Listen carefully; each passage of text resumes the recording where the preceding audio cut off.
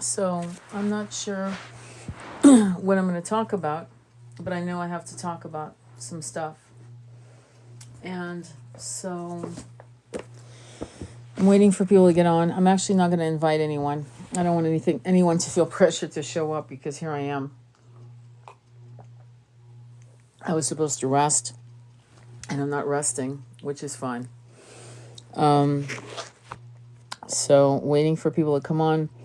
Today we're going to be talking about the collective power to co-create, and the collective rage that is brewing. What I'm glad to see, I've been reposting a lot of things. I've been reposting the same exact reporter, asking some pretty ballsy questions. And you might look at it, you might check it out. I've reposted him again and again and again. He's wearing a cream beige suit, I believe. White House correspondent, kicking some ass. Finally, there are reporters who are in their 30s, late 20s, early 30s, saying asking the kinds of questions that people have been long afraid to ask, and being gaslit. And we're getting to see that gaslighting in on camera, on video. So the first thing we're going to be talking about is the co-creation, your ability to co-create, and why this is a very critical time in your ability to step out of toxic rage into righteous rage to propel you to new action. Now, many of you, sadly, don't remember your past lives, okay? And I'm waiting for more people to get on. I like 9. 9's the magic number for me. After that, I don't care. But the 3 that is here, if you could raise your hand. Hi, Polly, it's good to see you. If you could raise your hand and tell me if you guys remember. How many of you remember at least one past life? Raise your hand or something. Give me a sign. Awesome. Thank you. Thank you, Polly. Anybody else? Mom moves her babies. Nice. Hi, how are you? Does anybody else remember at least one past life? Anybody else remember at least one past life? Please tell me. Please share with the others so I don't get shy. This is not a time to get shy. Who of all of you remember your past lives? At least one. Anybody else remember their past lives? No? Are you kidding? Paulie, you're the only one that actually remembers. Okay, great. So you've got Gertie, who remembers at least once. Okay, anybody else? Come on, guys. Stop being shy. This is not the time. Thank you. I remember I was a nun or some type of monk. Okay, so you got a sense of being in a monastery or abbey, but you couldn't tell your gender, right? Okay, sounds good. All right. How did you feel? Ask yourself, how did you feel in that past life? Did you feel good? Did you feel neutral? Or did you feel constrained? How did you feel when you remember that past life as a monk or a nun? Obviously, you weren't, and you saw the environment, but you couldn't determine your sex. Okay, so in one, I just did a hypnotherapy therapy session with a client today, and of course, she had a lot of past lives, and she had a lot of past lives on other planets. You can't make this shit up because it's so detailed. Now, Michael Newton, who wrote the book Journey of Souls and Destiny of Souls, writes about this. At the time, he said that 30% of his clients remembered their past life on other planets as starseeds, meaning, other sentient beings. And he said 30%. Now, remember, he died in September 2016. So when he was doing his work for the last 20 years, it's interesting because he was getting a select type of pool of people, mostly from the West Coast, mostly from California, okay? He wasn't getting a huge pool of clients, okay? Now, people like us who have graduated from his training, we get people from all over the world, different races, cultures, belief systems, and so forth. And I would say that we are getting, I'm going to say, I am getting 80% of my clients remember past lives on other planets. And some of them are absolutely shocked by that, and some of them are just, not that they're nonchalant, but they're surrendering to that. Does that make sense?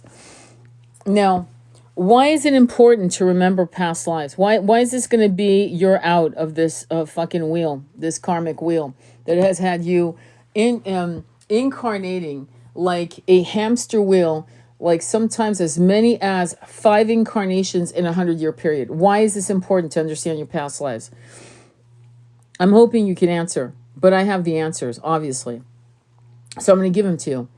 The reason why it's important is because whatever shame, blame, self-loathing, feeling of failure, betrayal, your betrayal on other people, or you being betrayed by other people, and the list goes on, is a reverberation inside of you that you can't name. It isn't just, and so what does that mean? It means that some scars, it's called some scars, it's a Sanskrit word that means impressions, were so volatile, but you weren't able to, like put your finger on this for many incarnations. That's why many of you were drawn to becoming monks, nuns, Wiccas, doulas, midwives, rebels, things of that nature. You were trying to find the meaning to this angst that you had, right? And what's interesting about this frequency, right? Because it's like this frequency is so filled with angst, with questioning, with second guessing. So as you passed from one life to like a past life where you died in battle, from disease, fever, old age, whatever, that frequency, vibration was a match to the next parents. Now, so in some cases, it was like literally, and I know this because I remember reading about this, and it made absolute sense, where like there was an example of a World War One, that's what it was, World War One fighter pilot who was 18, who was killed in battle, and immediately didn't give a shit, just wanted a new life immediately because he felt cheated. Like, I'm 18, I've never been in love, I wanted children, I wanted to have a life, and immediately went back into a life, like just chose something without really carefully analyzing it, just wanted a body, any body, right? And did. And it didn't turn out too good for him, because it was an impulsive move that brought him into a family where there was a lot of abuse. Now, in some cases, we will choose families that will actually create abuse. Why? Well, one reason could be that you don't feel worthy of anything better, to be honest. A second reason could be your frequency is not a match for anything better. No offense. In some cases, your guide and you will decide, let me go through this process of being abandoned, abused, gaslit, whatever, right? So that I can learn all of this stuff, so I can be in the trenches of this understanding of what that feels like to be a little child, a little 3-year-old being yelled at and punished, or whatever you can think of. I don't want to articulate it here, and I don't want to trigger anyone right now. And so, but then I'm going to pierce through this, and I'm going to be a healer. In my 20s, I will wake up, I will remember, I will know, and you, my guide, will appear to me in my meditations or in my visions or in my dreams, and I will remember, and I will be thrusted into becoming a healer, a sound healer, a musician, a poet, a painter, a therapist, an attorney. I'm not kidding. Healers, a journalist, and I will write about these injustices, and I will become an advocate for early childhood abuse, and how most men who are in jail have had, for example, early childhood abuse, and how most women who have gone through this have been leaves at the mercy of the wind, and not really valuing their bodies, themselves, whatever, or how many people shut down their sensuality, their sexuality, their ability to trust other people for the rest of their lives, to a point, okay? So there's a lot of reasons why you want to remember this. Why? Because you want to cut any toxic behaviors that you have based on not just some scars, but there's some scars that actually thrusted you into a situation you actually still understand. If you can't say to yourself, I chose these parents, without being angry as fuck at the idea of even admitting to that, then you need to find out what it was that drove you to incarnate into that family lineage. You need to know. And how do you know? Well, as you excavate into your past incarnations, right? Like literally, you know, hell bent on finding out what and why, then what will happen is you'll have healings, multiple healings. I'll give you a very benign example for myself, okay? So I've never been one to have anxiety, never. It's not my thing, it's not how I roll, okay? But suddenly in my late 30s, I started having panic attacks. I'm not joking. Where I developed asthma, obviously, right? Because I was having panic attacks, which means I couldn't breathe. Which was shocking to me. I was like, what the fuck is this?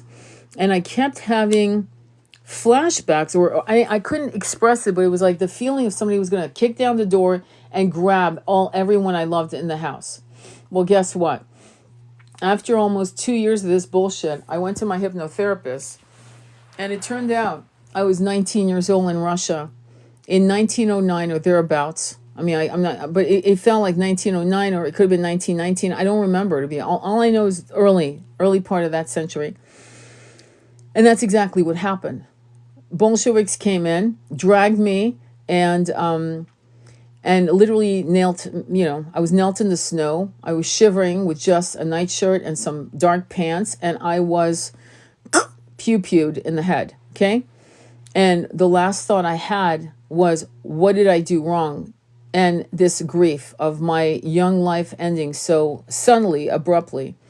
And as soon as I had this understanding, the anxiety actually, within a week, I no longer had panic attacks. I'm not joking. Like they didn't ever come back. Because now I was able to put a story behind what had happened.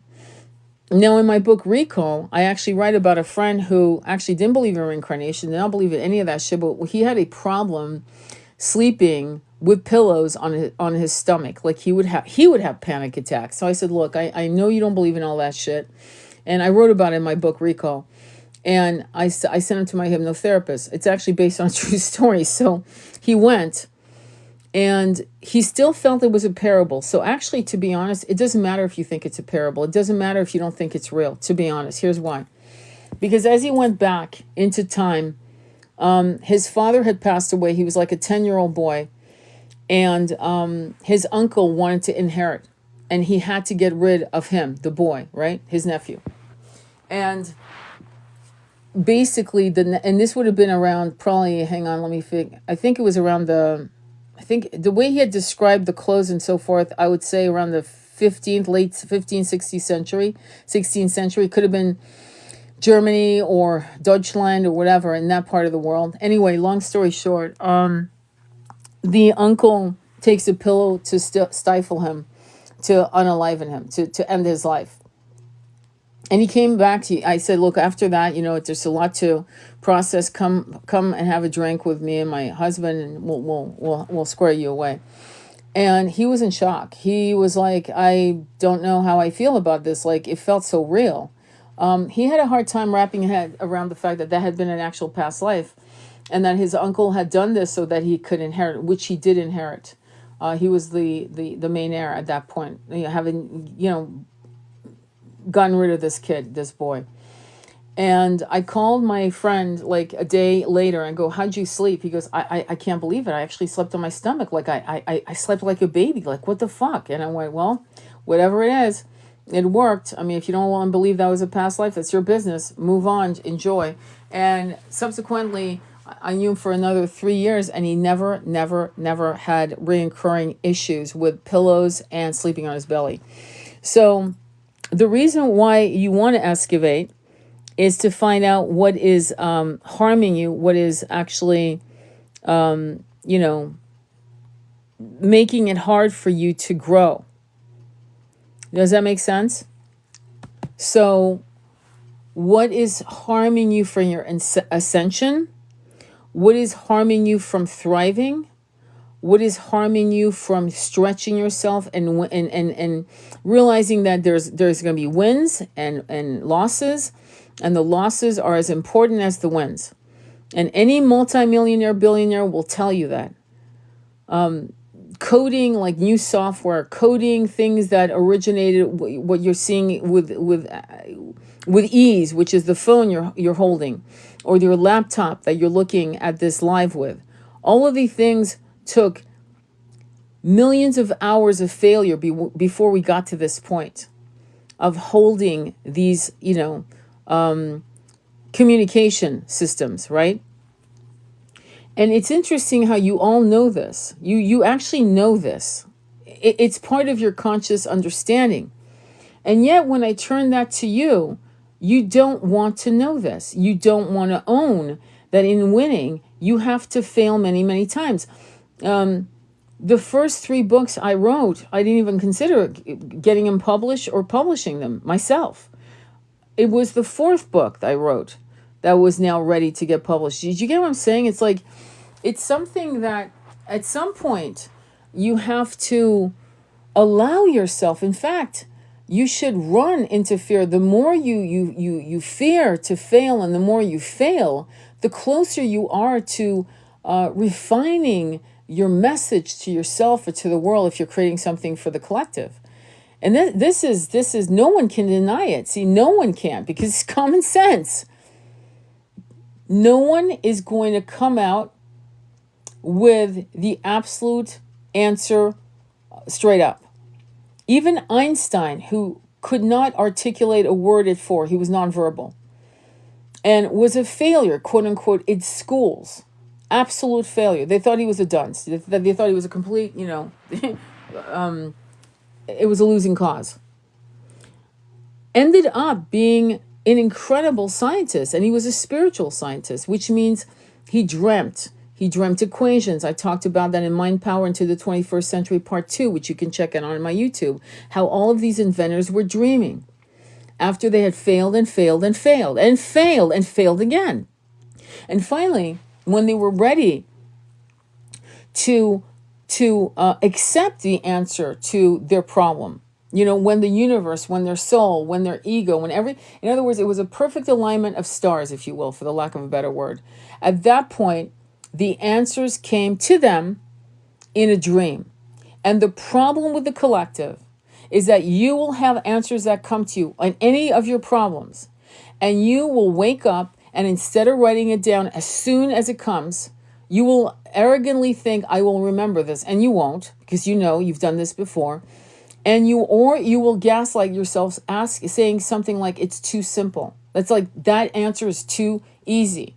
Because you're not trusting how it was just hand delivered to you after suffering for months, maybe even for years, for an answer to a problem. Okay? And so a spiritual compass is in alignment with everything, all of the tools that you were armed with before you came into this incarnation. In other words, when you sat down to, I'm hoping many of you sat down, and I think that if you're listening to this, you all did sit down. You didn't just jump into the next incarnation impulsively, okay? So when you sat down with your guides, or guide, your main person, female or male, and by the way, on the side note, your guides, I think this is important I say this to you, actually, before we continue. You may be Caucasian or African American or African or Asian or whatever, okay? Or polka dot in blue.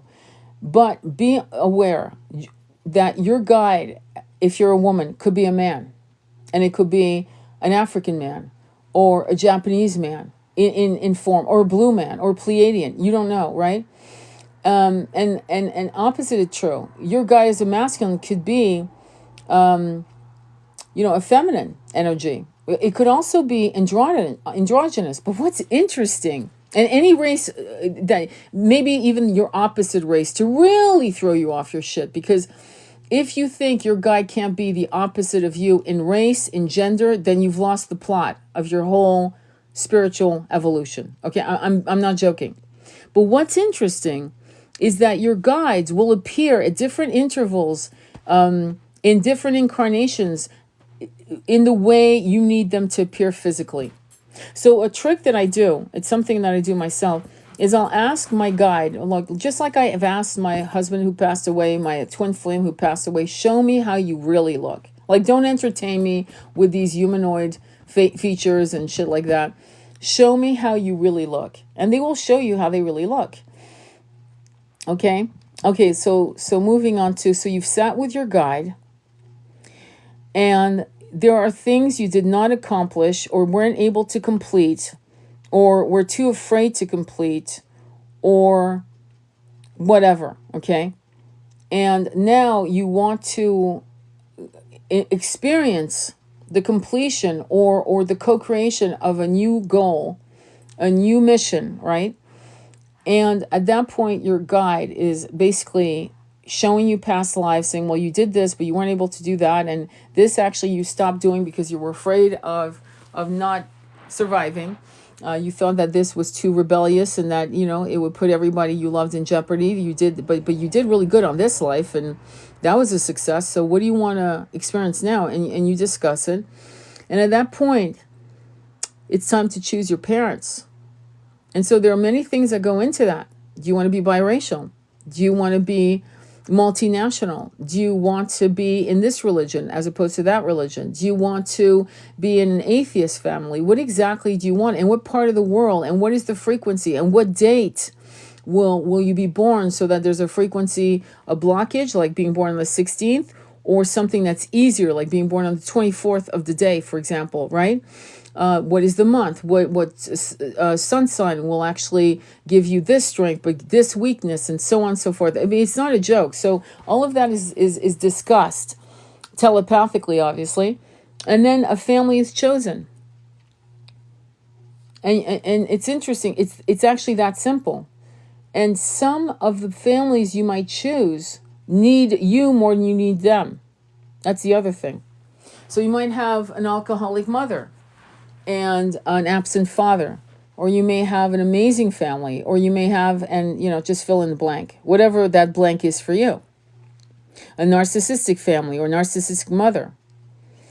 And the whole experience is for you to help them heal themselves, and you breaching through that. I'll give you an example, a perfect example. So my husband's father was a Oakland Raiders football player, okay? And he was a pro in the late 50s and early 60s. And so he was getting all kinds of chicks running after him. He could get whatever he wanted. He was married with 3 kids, my husband being the last, the baby of the family. And at the age of 10, his father left the family. And if you know anything about feminine history, woman power, all of that shit in the 1972, for example, well, women couldn't get their own mortgages, and women couldn't get their own credit card or anything. So he had to see his mother hustle and bustle to keep the mortgage, to keep that house over their roof, over their heads, their roof over their heads. And all of that was happening. Now, what's interesting is he could have grown up to be a philanderer like his father, a bastard like his father ended up being. His father was the worst. You can't get worse than that. I'm not kidding. But what was interesting is that everything his father has done, from football playing to screwing chicks to being dishonorable to being verbally abusive, all of that, he did the absolute opposite. The absolute opposite. Okay?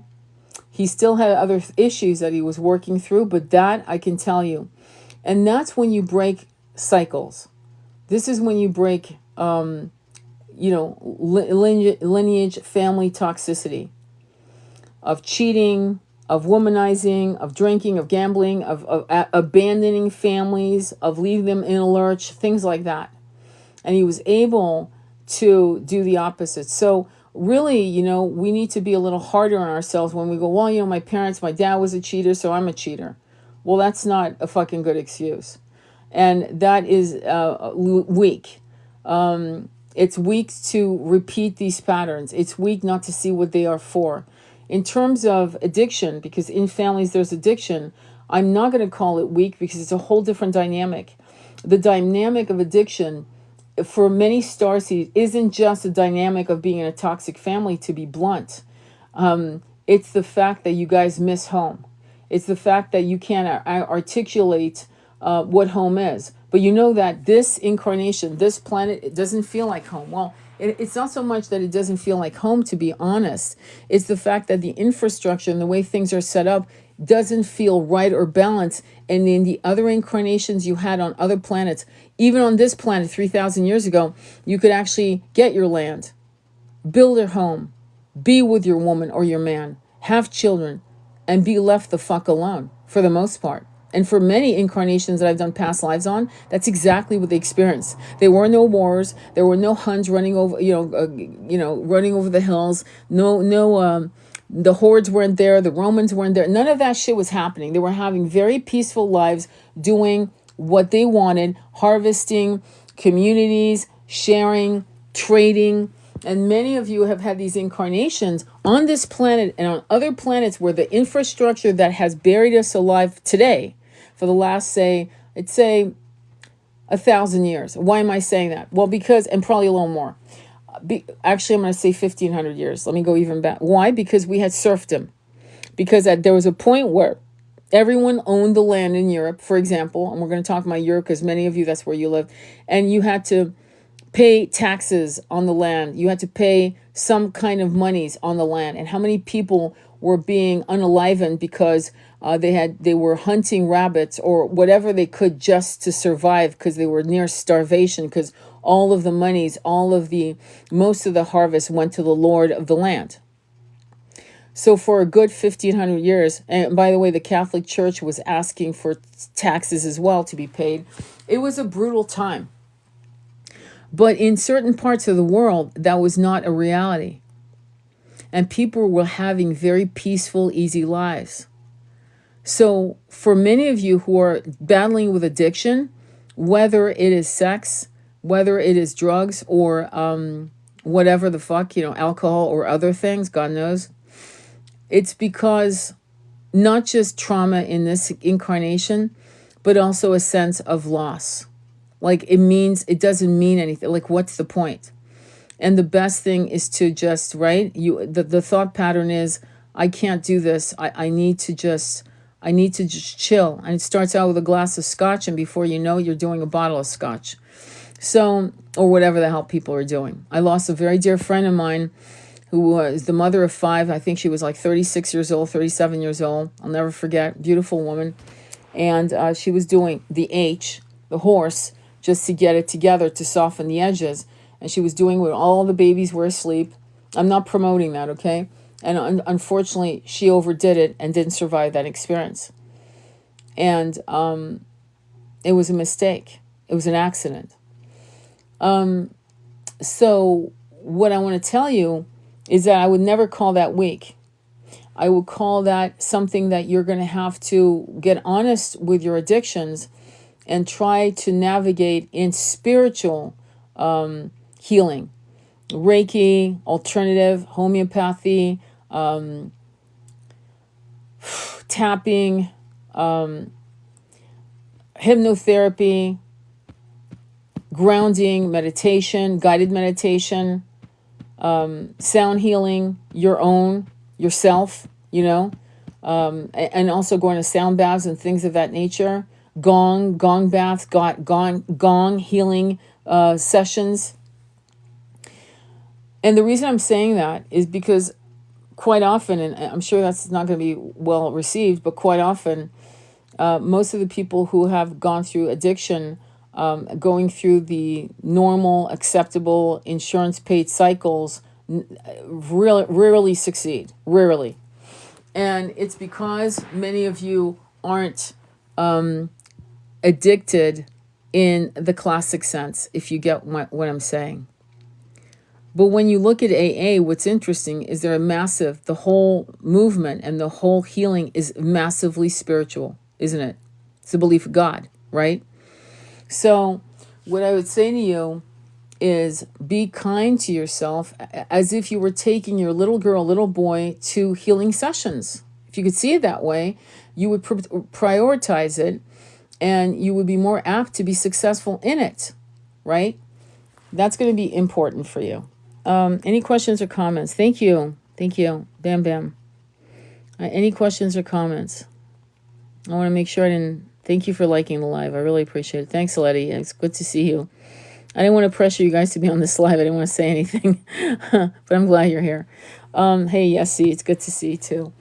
All of you and any of you that are new, welcome, welcome. So does that make sense why you need to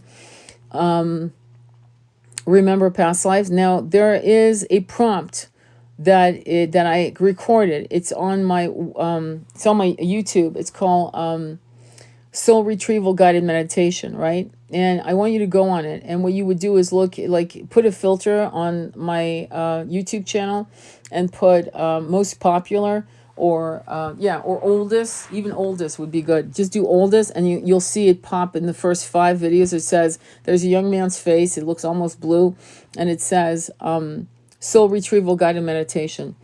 Now, the prompt is the following. It's, as a matter of fact, my guys are telling me we should do the prompt now. So we're going to do the prompt now. So are you guys ready? Do you want me to actually guide it right now? Because they're telling me to do it. So I think it might be a good exercise. And so there's going to be a lot of silence. And if you want to do it with me, let's do it.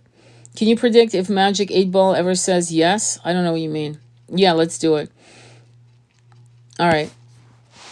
All right, ready? Are you all on board with that? Let me know. Yesy, is that a yes? Because I see a camera. Is that a camera or a hug? Okay, cool. Anybody want to do it? Okay. So here, let me do this real quick. Hang on. I need to... All right, so I'm going to block this person. Okay, great. All right, so go ahead and sit back.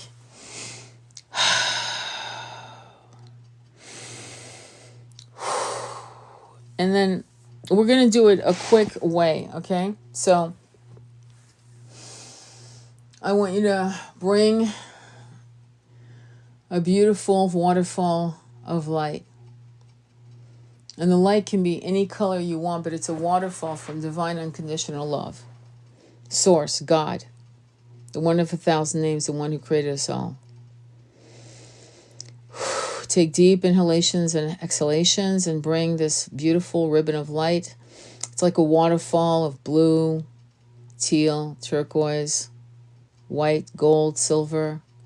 But whatever color you see is correct. It's fine. Don't worry about it. And the light is coming down, down from the sky, piercing your roof, top of your dwelling, down into your crown chakra, moving your crown chakra down to your third eye, letting the light pour down your cheeks, your jaw, into your throat chakra, allowing the beautiful light codes to come into your high heart, your heart chakra, your solar plexus, a waterfall of becoming, of unconditional divine love dropping down your rib cage into your Hara chakra, the belly button, also known as the womb chakra, into your sacral chakras 2 inches below your belly button,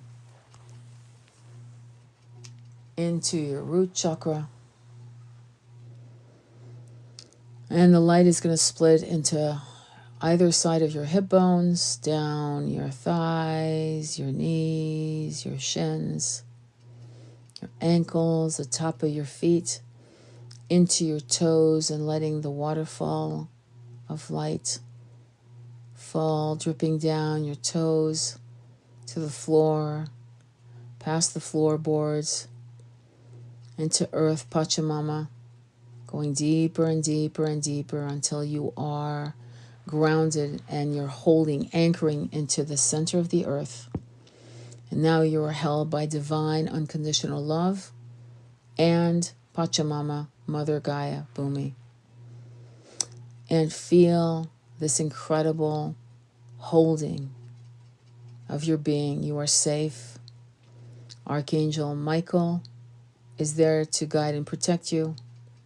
On one side, Archangel Metatron is there to protect and guide you. On the other side, Archangel Gabriel is there to guide and protect you at the bottom of your feet.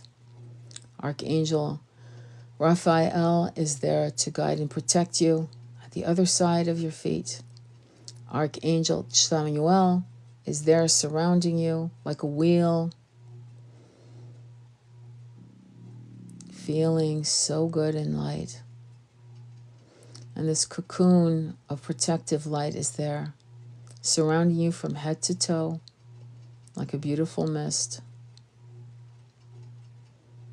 Now I want you to see yourself walking down a hallway of quartz crystal, nebulas, planets, stars. The colors could be dark, indigo night, or it could be light as if the sun is rising. And on either side of this hallway of crystal, it's actually floating in space.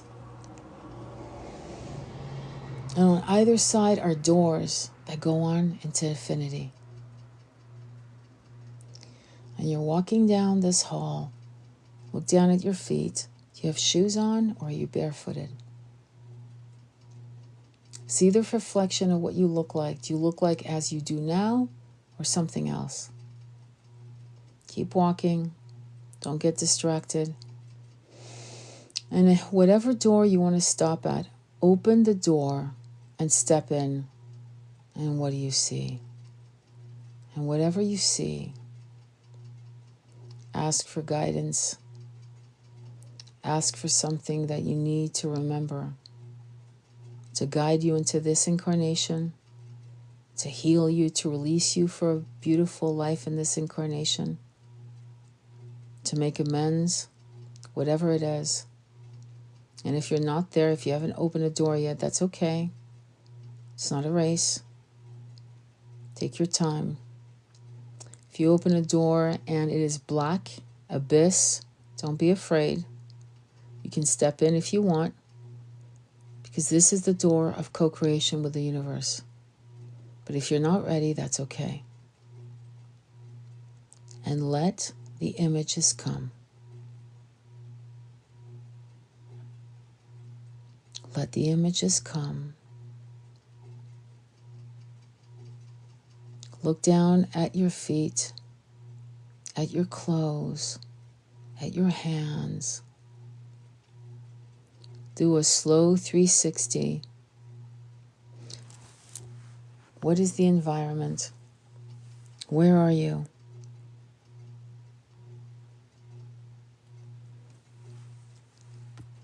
Are you in the woods, on a beach, in a building?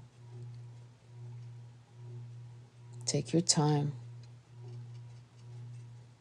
Walk slowly. Behind you, what is there? Beside you, who is there? Is there anyone there? Take your time. What is being shown? And if you see nothing, that's okay. Sit wherever you are. Sit cross-legged and meditate and wait while the others explore their past life. It's okay if you're not seeing anything. If you are, what do you see? How do you feel? Are you female or male? Imagine there's a reflection so you can look into your face. What do you look like? What are you wearing? Ask, why am I here? Wait for the answer. Why am I here? Why am I here and what am I to learn here?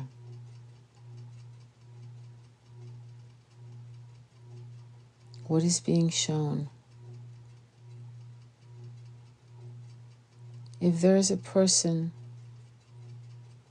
near you. Who are they? Ask them. Why are they there?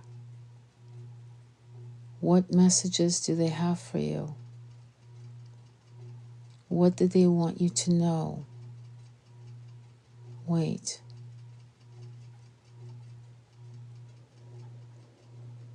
Take a deep inhalation and exhalation. Just breathe and relax and surrender. You are safe. Trust in what is revealed. Don't try to edit or make sense of it. Don't pause. Don't edit. Don't try to figure it out. Just surrender to what is shown.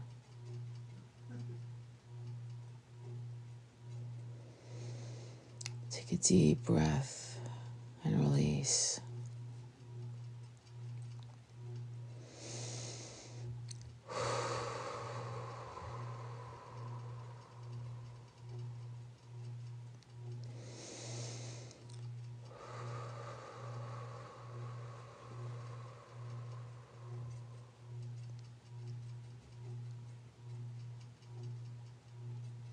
Keep either walking or sitting.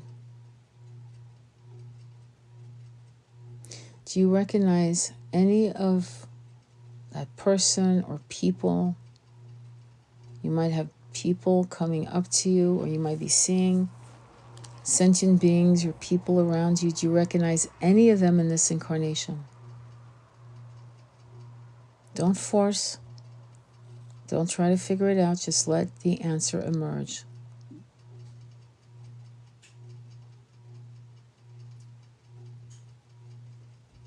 Very good. You're doing great. You're trusting yourself and what is being revealed to you. There's a reason you're here. There's a reason why this moment is important. It might seem benign. One of you is being offered a crystal. Receive it. This is a crystal you can place on your heart chakra, your root chakra, your third eye, or anywhere you're guided. Let it absorb within whichever chakra you feel most needs this crystal.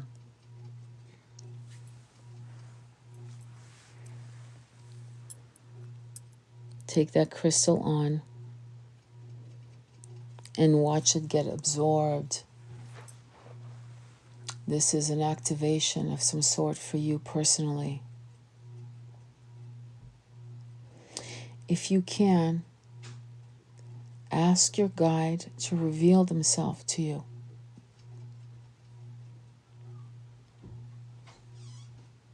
Let them come to you, or be led to them. What do you notice? What do you feel? Do you feel safe? Good? Calm? Then you're in the right place at the right time for the right reasons. What does the guide want you to know about yourself? And listen.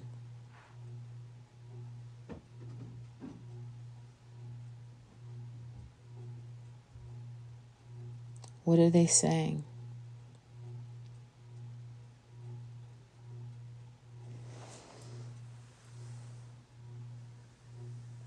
Are they proud of you? Are you doing what you're supposed to be doing in this incarnation?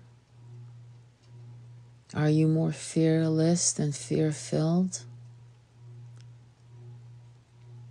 Are you doing what you love? Listen to your guide. This is about truth. so that your path moving forward can be the best expression of your life.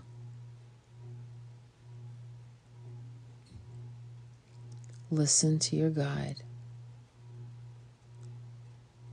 What do they look like? What is the name of your guide? Ask. Say the name of your guide out loud if you've been shown their name.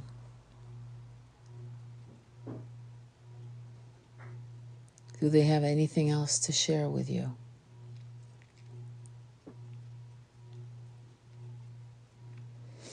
Ask them to upgrade you with new light codes of ascension through your crown chakra, which will trickle down you, all your chakras, from your crown all the way down to the root, 9 somatic chakras. Upgrading you in every part for the highest good of yourself and the collective.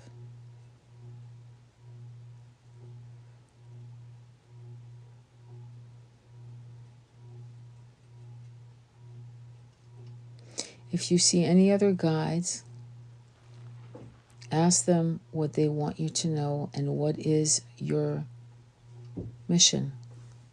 If there's anything else you've missed.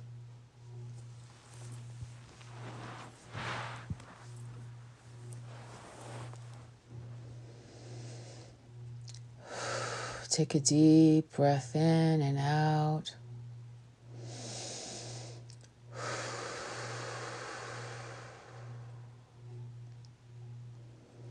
And when you're done, make sure to thank them with deep gratitude. Deep gratitude. Open your hand, the left hand, and let them give you a token of your journey. Accept it with gratitude. Close your fingers over it and let it melt into the palm of your hand.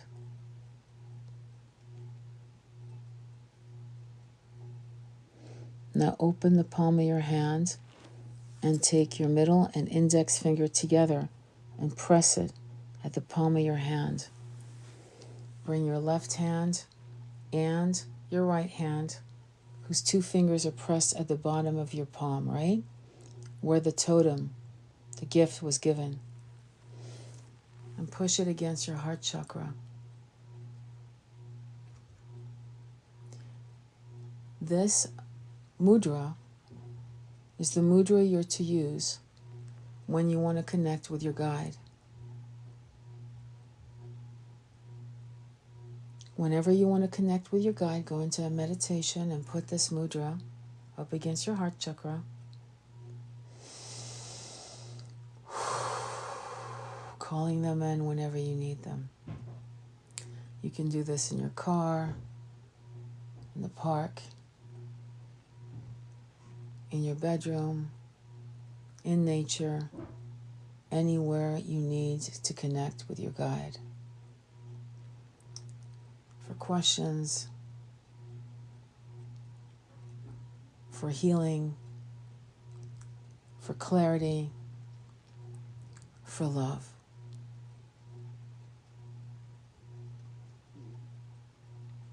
Please show respect by bowing your head down in full homage and obeisances to them. For this is a guide that has followed you in every incarnation since the day you were birthed as a spirit soul. What are the last words they give you? What are they saying to you?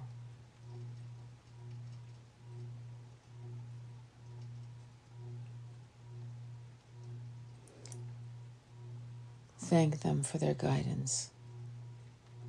Thank them for their unconditional love you've always had from them. Thank God. Thank the archangels. Thank the Galactic Council. Thank all of the spirits, teams, light beings, healers, guides, mentors, allies that have always been there, though you did not see them. And now you feel them, you see them, you value them, you honor them as they honor you. Thank them all, and when you're ready, open your eyes.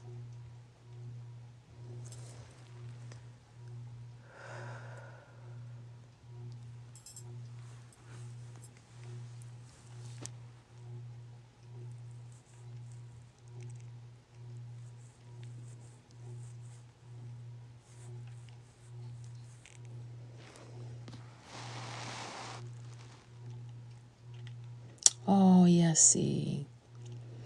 I'm crying right now. Israel was holding my hand. That's so beautiful, my love. Anyone else want to share what they saw or what was shown to them? Thank you, Yessie, for holding that space and for sharing such a deeply personal vision. Anybody else want to share? Please don't be shy. Oh, beautiful. Did you see anything, Letty? Did you see anything?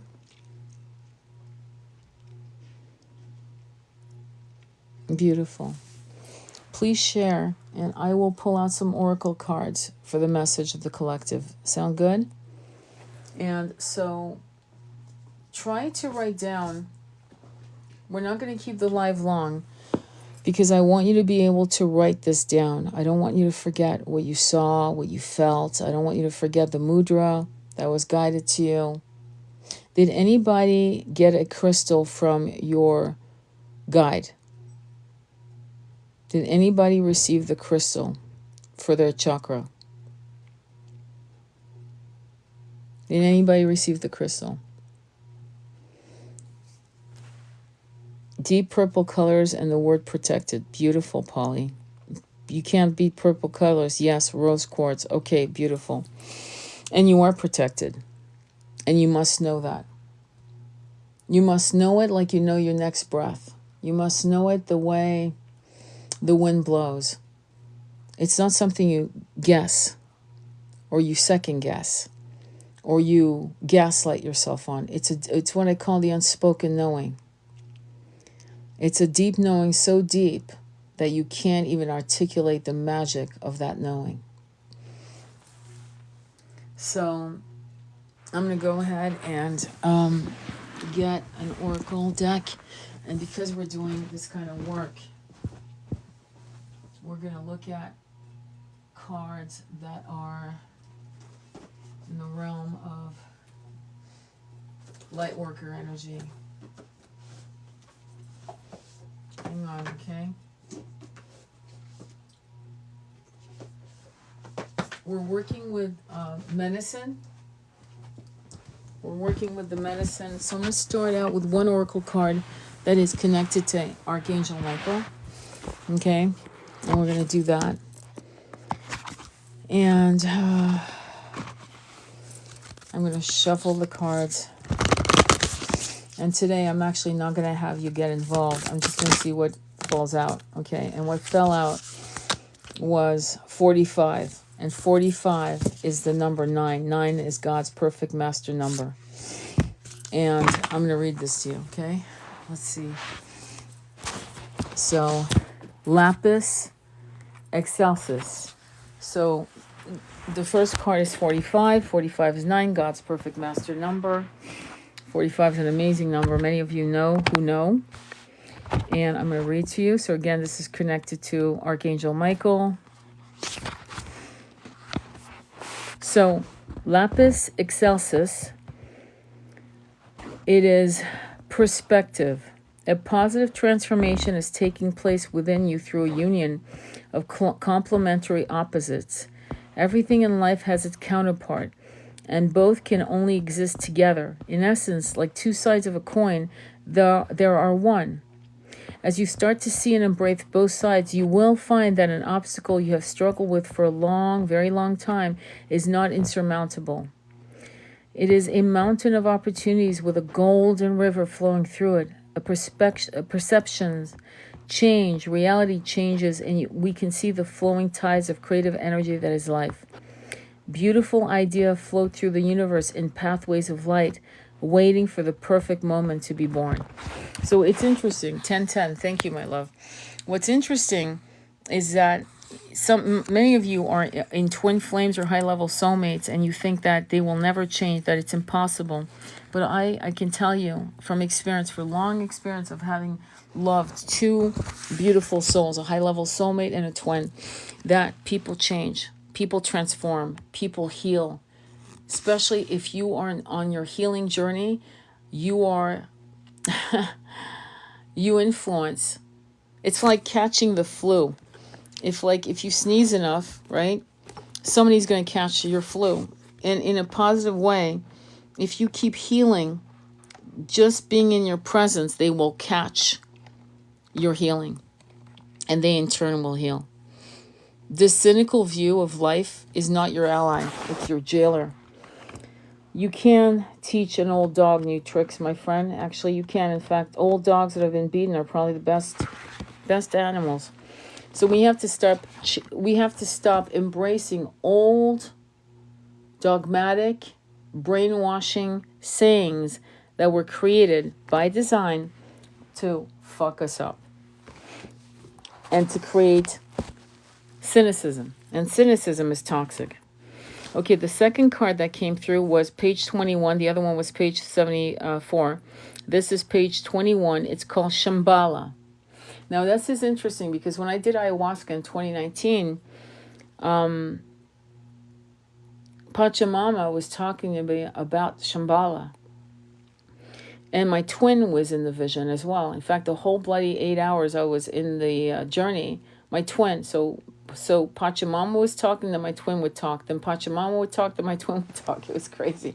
But one of the things they said, and I have to share that with you because here it is, Shambhala. And it's not a word that you often find. It's not really part of the daily vernacular of people, Shambhala. And what was described to me is that for us to destroy all karma, because even good karma can keep you, right? You know how that works, right? Good karma is you being a really kind person and staying behind, not ascending. Because what happens if they don't ascend? So you stay behind. That's good karma. But good karma and bad karma can trap you into the cycle of incarnation in 3D. So when you have self-love, and I don't mean egoic self-love, I mean humble but loving self-love. When you are truly accepting of your shadows and your light, when you love yourself the way a good, loving parent loves their child, unconditionally, right? You will achieve Shambhala. Because good karma, I'll never forget, I asked her, I said to Pachamama, you mean all karma? She went, all karma will be destroyed, dissolved, disappear when you achieve self-love. So even good karma, and she said, all karma, good and negative, are dissolved. Okay? You don't want good karma. You don't want any karma. Okay? You just want self-love and self-acceptance and compassion. And when that happens, the doors of Shambhala are opened. That was exactly what was said. So let me read to you this page from Archangel Michael. It's number 2, Shambhala, Golden Age. You are entering a period of creativity and abundance. This card signifies a golden future is soon to unfold. You will have many wonderful experiences accompanied by feelings of deep fulfillment and peace. This is a creative and productive time through which you express and manifest your inner vision. Stay focused on your dream, and they will manifest. You shall feel inspired, and your positive energy will inspire others. Did I just say that? Others express the love and creativity within your heart, and you will experience great joy. At times it will seem as though heaven has truly descended upon earth. My soul is a sacred space through which I create endless abundance. My thoughts and ideas are unrestricted by time and space. So as they say, it is always the darkest before the dawn. Always. So my guy Michael, yes he is. Mine too. So this was an incredible read. The next oracle deck that I want to pull from is Moonology, believe it or not. And I've never pulled this oracle deck for you guys, but we're going to see what it is. And again, I'm not going to ask for you to join me. I'm actually going to just see what falls out. And what falls out are two cards. I'm going to read them to you in the order. Don't let your past hold you back. Did you hear that? Don't let your past hold you back, South Node. Next card. Expect powerful change, new moon eclipse. So one card is teal and turquoise. Don't let your past hold you back, South Node. That means your past failures do not define who you are right now at this moment. Your past transgressions, your past regrets, your past unquote quote failures are not what's going to define this moment. Your past lives, where you remember you were cruel, maybe you were Attila the Hun and you did some really horrible things, or you were a high priestess or a cardinal or king and you put people to death. That does not define your worth today. This is not who you are right now. And then the next card is Purple, Violet, and Eclipse. It's incredible. It's got green, a little turquoise, white. Expect powerful change, new moon eclipse. You know, our lives, every incarnation we've ever had is like an eclipse. In human terms, it feels like we've been here 76 years or 50 years or 36 years or 20 years or 14 years or 6 years. But each is an eclipse. It's a snapshot. It's quick. And so while you're here, the most important thing you can decide at this moment right now is what is your message for yourself, those who surround you, who hear you and see you. And if they don't see you and hear you, that is not your concern. That is not your failure. Seek your tribe. Seek the collective that will never meet you, but you can influence from afar, 3,000 miles away, 7,000 miles away, 10,000 miles away. Doesn't matter if you never meet them. Doesn't matter if they never see you and you never see them. What matters is, what are you going to say? What are you going to share? What are you going to create? What is your message?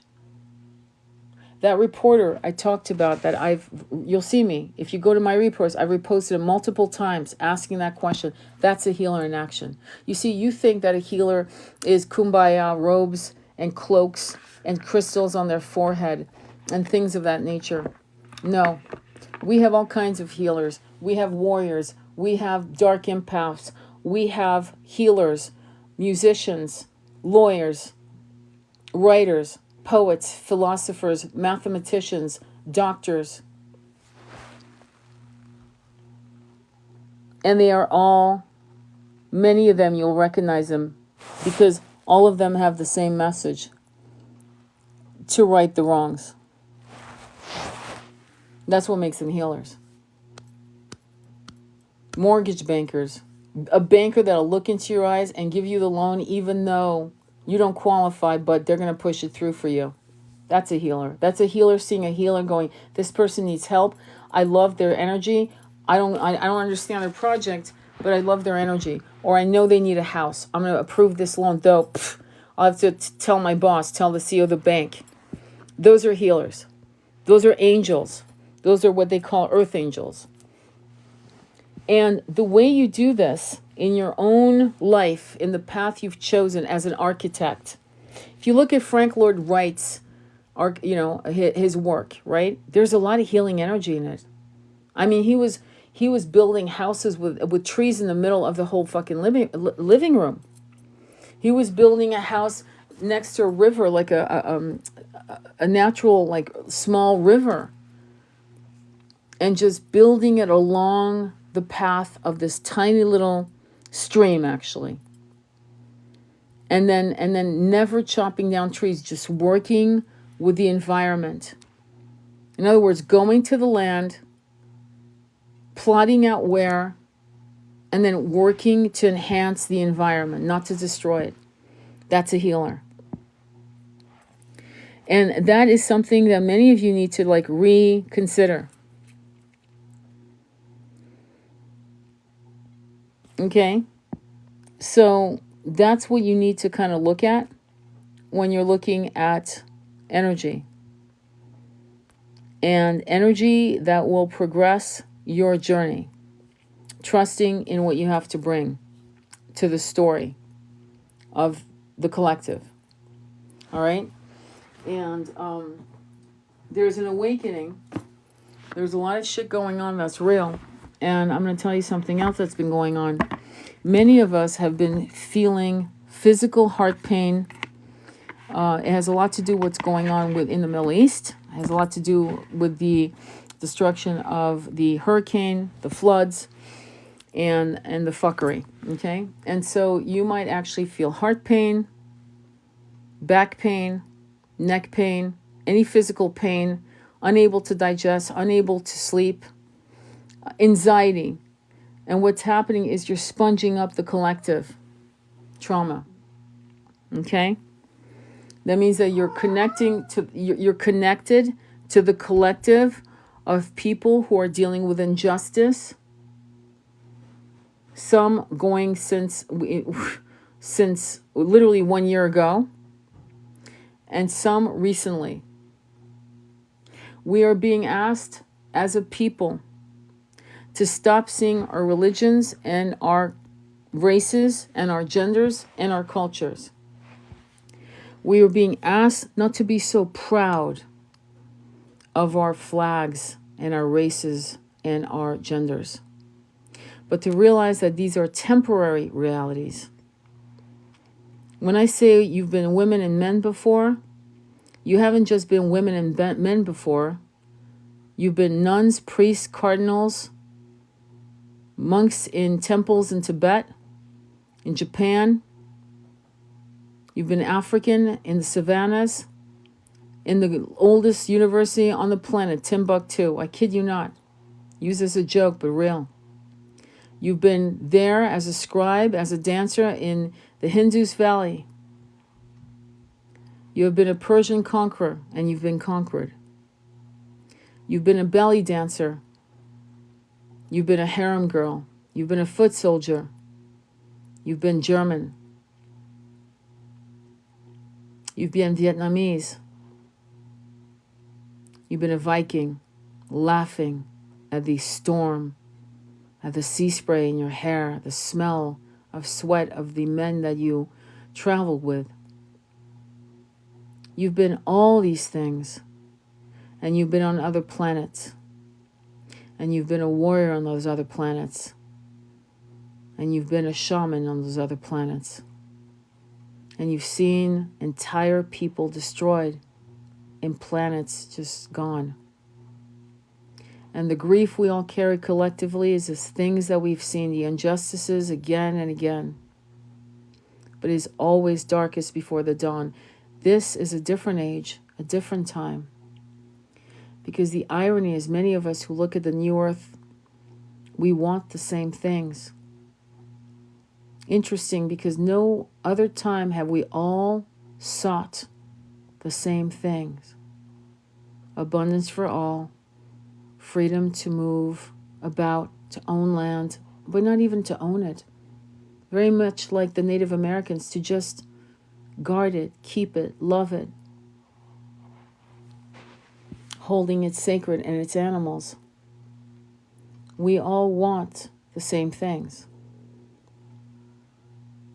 And that is why we're different now, because we are coming from different races, different cultures, different languages, wanting the same things.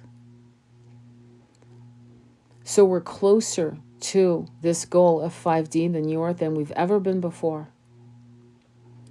And this concern that we may regress can't happen. Because as we cross the bridges of our own evolution, self-realization, ascension, each bridge, as we cross, collapses behind us. There is no going back. That's beautiful. In a way, we're being protected by our own self-doubt, by our angels, our guides, our allies. So I'm going to actually pull a card from, it's called the Light Worker, Angelic Light Worker, since we're working with the angels. And then again, I'm not going to ask you, I'm just going to let the card fall. And as soon as it falls off, we'll see. And it fell. And it is 25, emotional comfort. It's called 25, which is 7. 7 is the journey. 7 is learn. Actually, 25 in Kabbalah numerology is about learning from mistakes. Your mistakes, other people's mistakes. And once you learn it, you don't go back. What did I just say? I said, we are not going back. Not this time. All right, let's go to 25, and I'll tell you the page number. 25. Okay. This is page number 136. So right off the bat, we've got 9, God's perfect number, into 10, Isis, Osiris, the Wheel of Fortune. Okay, which is 1, comes out to 1, and 1 is the sun. It's realization, it's healing, it's clarity, it's being able to see things for what they are, the shadows, the good, and the not so good. Let's listen, let me start reading it. 25, emotional comfort. Archangel Gabriel brings comfort for emotional healing. You are encouraged to commit to healing on an emotional level. You are making more progress than you may consciously recognize. What you may have believed was impossible to shift will in time give way to an entirely new emotional reality of increased grace, support, love, freedom, and empowerment to express your authentic soul voice. If you're in the depth of emotional pain, struggling to move through a challenging time, Archangel Gabriel brings you extra comfort and reassurance now. Do not give up on yourself or your process. Archangel Gabriel will never give up on you. You are loved and deserving of the healing that is unfolding. Be patient, be kind to yourself, and trust in your process. Healing will happen. Let me stop here. If you can't do this for yourself, then do it for your little boy or little girl inside of you. Be the mother or father or both that you never received as a child. Be that now for yourself. Okay? Healing, magic, and manifestation with Archangel Gabriel. Connecting to your heart takes you into sacred space. You may wish to rest a hand on your heart. Go ahead and do that now. Close your eyes and breathe. Be here now. Rest in this present moment. Consider what you are grateful for and then say out loud. So take a moment, put your hand over your heart, close your eyes, and list out what you're grateful for. I don't care if you think it's silly to say the color of your eyes, or your kindness, or your open heart, or anything mundane and emotional, physical, spiritual. I don't care if you're grateful for the pillow on your bed. Whatever comes to mind, honor it. What are you grateful for? Archangel Gabriel, thank you for your presence and for bringing the gifts of spiritual messages, higher understanding, and inner healing for the greatest good of all. You wash my heart and mind in the sacred waters that cleanse and renews the soul, and I am ready to experience healing and rebirth. Please hold and protect the sacred space for healing to happen according to divine wisdom. My heart is open to you. Beloved angel, I surrender into your protection and guidance of this sacred work, so be it. Rest your preferred hand over your heart. Imagine, intend, or visualize or feel that a luminous, shining white light gathers and grows. The light arises within your heart and then shines out in all directions, forming a sacred circle of light all around you. It doesn't matter if you cannot consciously see or feel that light. You can trust it is there. This circle is your spiritual space. It allows positive energies to enter and repels negativities. See, sense, feel, imagine, or intend that the light and presence of Archangel Gabriel are shining through the circle of white light and filling the space within it with love and powerfully positive energy. The circle can transform into any shape you wish, such as an egg, sphere, pyramid, or column of light, or it can remain a circle. It will accomplish the purpose of holding the sacred space for your healing and manifestation practice. You're ready now. I'm going to ask you to do this exercise. Keep your eyes closed. I want you to imagine how Hurricane Milton looks like. I want you to push it out to sea. Lower its power from 4 to 3 to 1. See it's shrinking. See the width of it shrinking, getting thinner and thinner. 2, 1, 0. See it being pushed out to sea. See it shrinking away, dissolving, disappearing.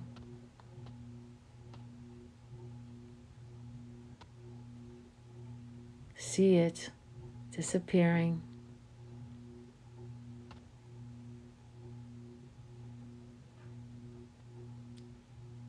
Call on any archangel you feel guided to. Could be more than one.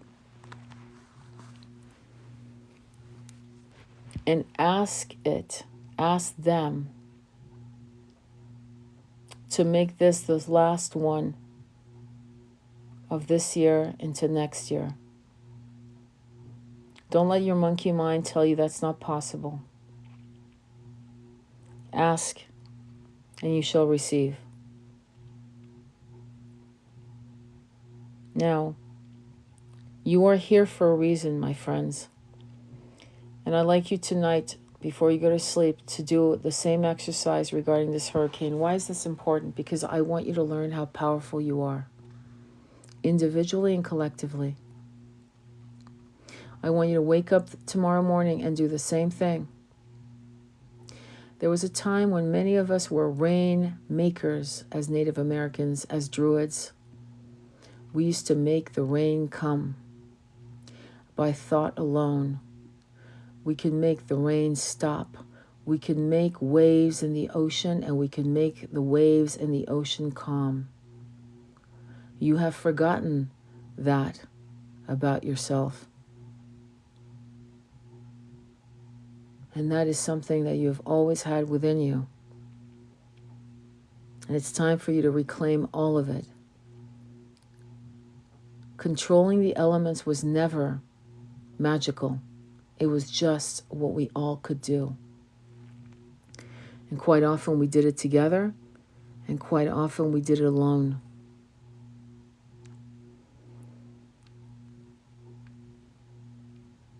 You might think, well, that's not possible. And I would say that this was something that we did. And along the way, there was a lobotomy of our powers. Repeat Archangel Gabriel's name if you'd like, or any archangel that came to your mind 5 times. As you repeat the archangel's name, imagine or intend or feel the presence of archangel, whatever the name you have, increasing. You might start by imagining you have a drop of water. As you chant, that drop joins an ocean, and suddenly you sense the vastness of the ocean. Remember, your desire for angelic presence is enough for sacred connection and healing to occur. Now express what it is in your heart. What has brought you to the ritual space today? What do you need to heal or manifest? Express that now. You don't have to hide or make things sound good. Authenticity is magnetic. Honesty will open your heart and create a clear pathway for resolution. If you're offering this healing on behalf of another, you can dedicate it by saying, honoring free will, I offer this healing to blank, and ask that this energy be sent to wherever it can do the most good. Why is it important for us to go back to the ancient ways, the ancient wisdoms we lost along the way? Because we have been trained by the collective 1% to accept the egregores they created for us using our collective fears. So if one could understand that our collective fears have been used against us, then one must understand, and with great success, as you can see, for the last 1,500 years, 2,000 years, then you must understand now that the collective freedom of co-creation with the universe is your birthright. Clearly, no one can argue that fact. When you create for the greater good, the universe already knows your most fervent desires. And when you create for the greater good, the gift for your own desires will come to you. Right now, we have to expand our desires for the collective. That's not to say ignore your own needs. It's to say that the first thought must be the collective, and then the second you, which is not something I often say. But in this case, right now, until the end of this year, which is until December 31st, let's hold to that together. Let's make a pact that if we do 369, we're going to hold space, that first sentence for everyone, and then second and third sentence for ourselves. What do we want for the collective? Safety, abundance for all of health, love, and wealth. We want that for everyone. And then in your mind, scan the countries you know are having the most unjust wielding of toxic powers. Scan, triage it. You have to. And then you can go right into your two most fervent desires for yourself. That will make the universe smile upon you. And that will actually create a domino effect to heal. As many as we can heal. Many will drop their bodies, and healing from other light beings will be in place, of course. But those who survive, let us do all we can to save our brothers and sisters from the unjustness, the cruelty, the greed, the avarice. Any questions or comments? Oh, I'm glad, Emily. I needed to hear this message today. Yeah. So the guided meditation on the, past life, all of this will be uploaded on YouTube. So don't worry, I'll be there. If you miss any part of it, you may want to catch up on that. And finally, my last pièce de résistance. Hang on for a quick second, because we need a little kick in the butt, is Kali. So the Angelic Light Worker was by Alana Fairchild. The Moonology card was by Yasmin Bolano. And the Archangel Michael, it's called Blue Angel Oracle by Tony Carmine Salerno. Okay? It's a beautiful deck. So this will be my last message, okay, for you guys. Unless you have questions, which I'll be very happy to answer. Questions on the collective, questions on the ascensions, questions on your own ascension. I will answer questions on your ascension. Not about twin flames. I'm not doing that. About you. If you have issues with your ascension, if you're gaslighting yourself, if you're second guessing, I'll be happy to answer your questions. I'm not kidding. All right, so now I'm getting you guys involved. I want you to pick from the top, bottom, or middle. The question is for collectives. What is the message from Kali Ma? Pick top, bottom, or middle. Majority wins. Okay, when you're ready. Top, bottom, or middle. Top. Top. Okay, you got it. I got top. This is 19. 19 is in tarot is the sun. And it's an incredible card because in Kabbalah numerology it's the Prince of Heaven. 1 + 9 is 10. Isis, Osiris. We actually just went through that. I just was reading about that. So it seems, and then what is 1 + 0? It's 1, the sun. So it's the sun. So in tarot, 19 is the sun. Then it's the Wheel of Fortune in not just Kabbalah numerology, but also in tarot. It's the Wheel of Fortune. What do you want to do with that? In other words, what do you want to co-create? We're on your side. Because the Wheel of Fortune goes up and down, good and bad. Cycles, right? So it's asking, what do you want? What do you want to co-create? Do you want to co-create fear with the collective to create an egregore of fear? Or do you want to create the light, the healing? So that's what's asking us. So 1 plus 9 is 10. The Wheel of Fortune. 1 plus 0 is 1. The sun. I kid you not. It comes down to the sun again. And the sun is everything. The sun is seeing things for what it is. The sun is actually the best card in tarot. And it is everything you could possibly imagine. It's the abundance of honey, of honeybees, of sunshine and sunflowers, and just amazing, just magic. So let's read from the sun. Okay, so the name of the card is Bhuvanesvati. And let me read it to you. So close your eyes and listen with your body. Our cosmic mother is the light bringer, the sun and the moon, the light of renewal and healing. She is the divine voice, the sound of creation, the sublime note that births a golden era. Did you guys hear that? That births a golden era.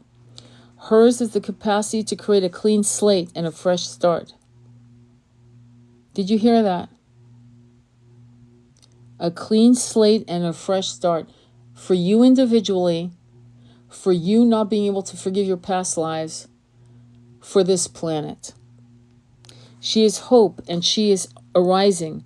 She protects and preserves that which is worthy of the heart. She shines in a perpetual state of divine beauty and radiance, reigning our creative fires and attracting to us the most supporting and honoring circumstances. Her presence signifies utmost grace. Beautiful Bhuvanesvari, fourth of the Mahavyadhyas, wisdom goddesses, is colored like the rising sun with the crescent moon at her brow.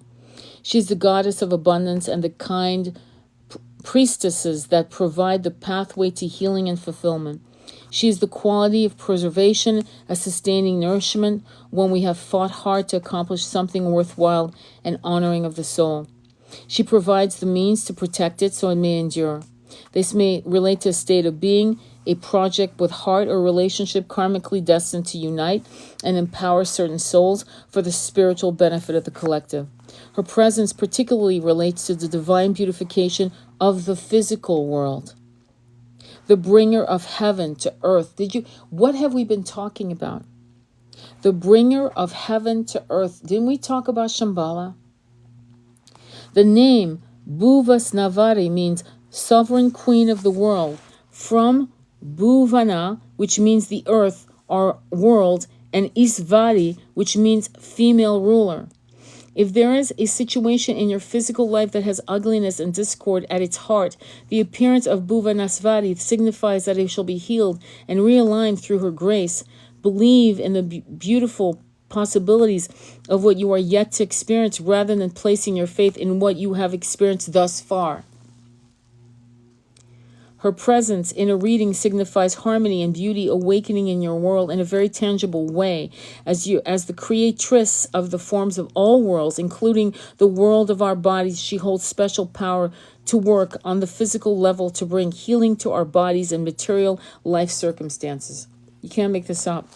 As the energy of fulfillment, wellness, and vitality, Bhuvasnavari is the divine feminine medicine for those who run their energy levels to depletion, hovering somewhere between exhaustion and barely scrapping by to meet all demands. She can help us replenish and to learn what it feels like to operate from a place of fullness, so what we give does not deplete, but encourages us to open more, to receive more, so it overflows. When such a giving takes place, we are strengthened and uplifted. In a reading, she indicates a shift from poverty consciousness and lack to prosperity consciousness and abundance. What does it mean? It means the polarity of famine, war, the imbalance of wealth is coming to an end. In fact, better still, it has ended. We need to meet at the gathering place. It has already ended, and we have to meet at the gathering place. And that can only happen by your own trust in your self-worth. Are you worthy to ascend? Are you worthy to cross these bridges? Do you have to be perfect? Do you have to be without shadows? No. That's not it. Not at all.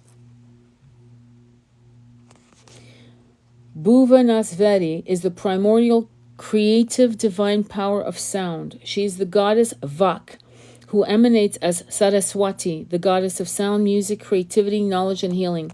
The oracle indicates the significance of voice, creating creative power, inner spiritual authority, and sound healing. Let me stop there. I need you guys to take it very seriously when I tell you to do a mantra. Very seriously. I've actually put a tab on my profile that has mantras for abundance. Pick one and do it every day for the rest of the year. Pick one. Pick all of them. Why not? But if you can't muster the idea of more than one, then just do one and master it. I'll give you and sing song it. Had fun with it.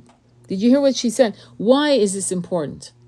To have music, to have the throat chakra opened, so you can speak the truth, the collective truth that all of us agree upon, the desires we all desire.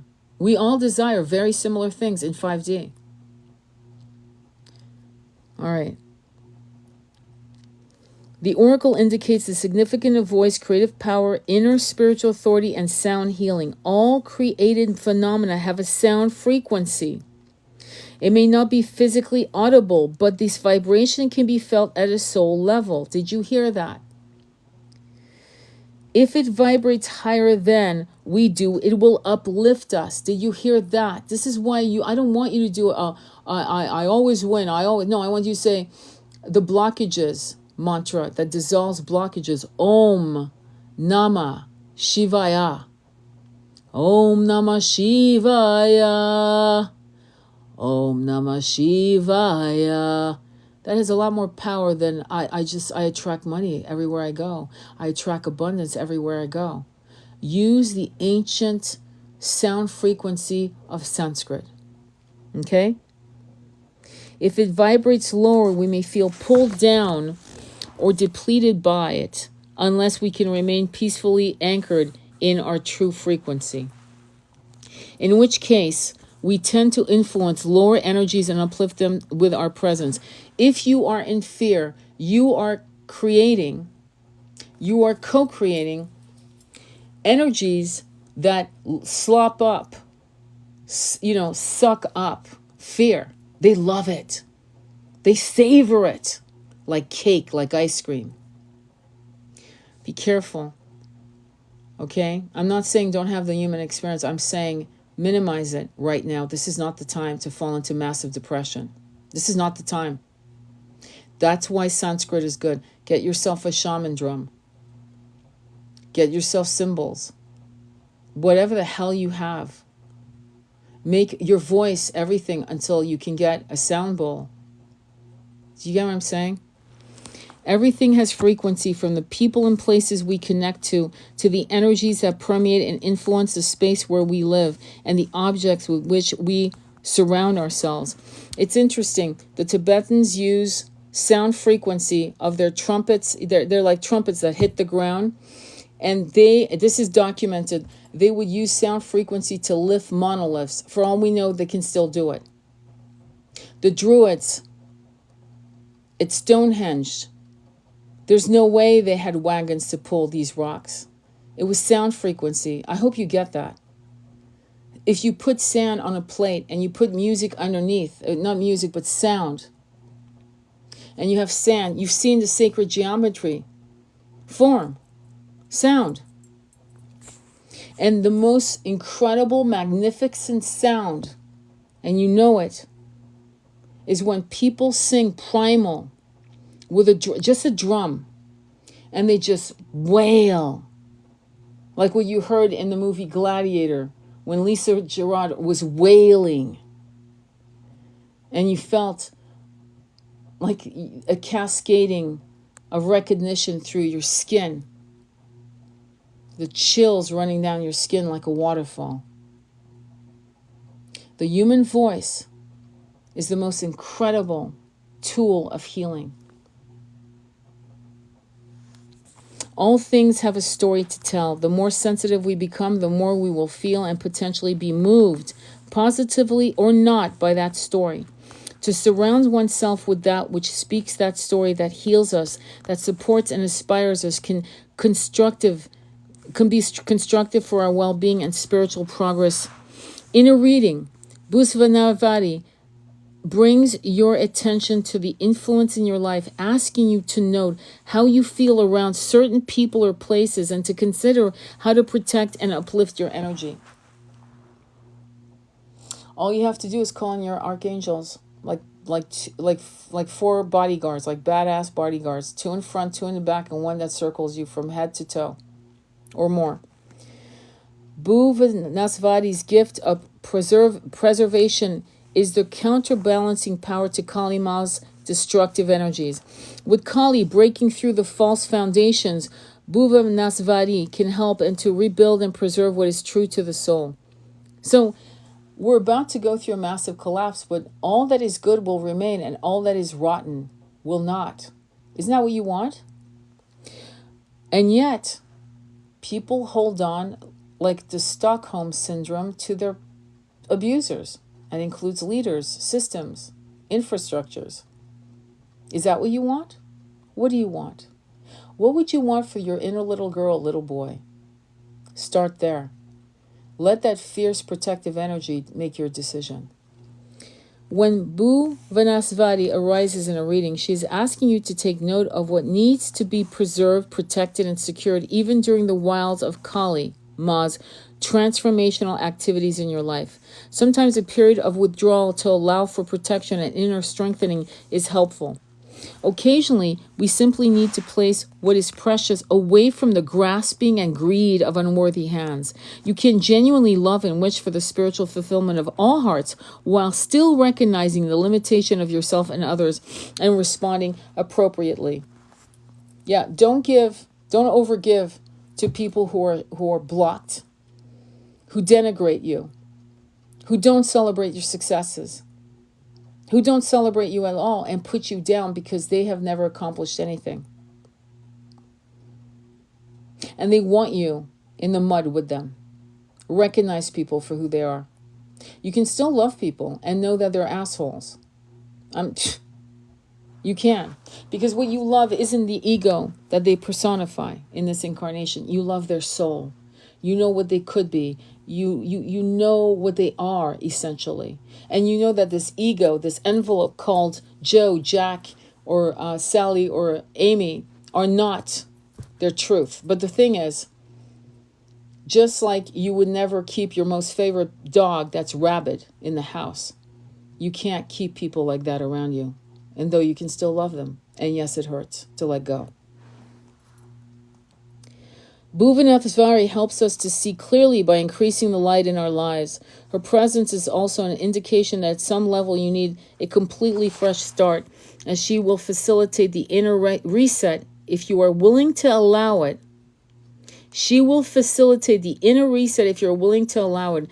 This will bring you freedom and energy to reach new heights. Amen. That was the card.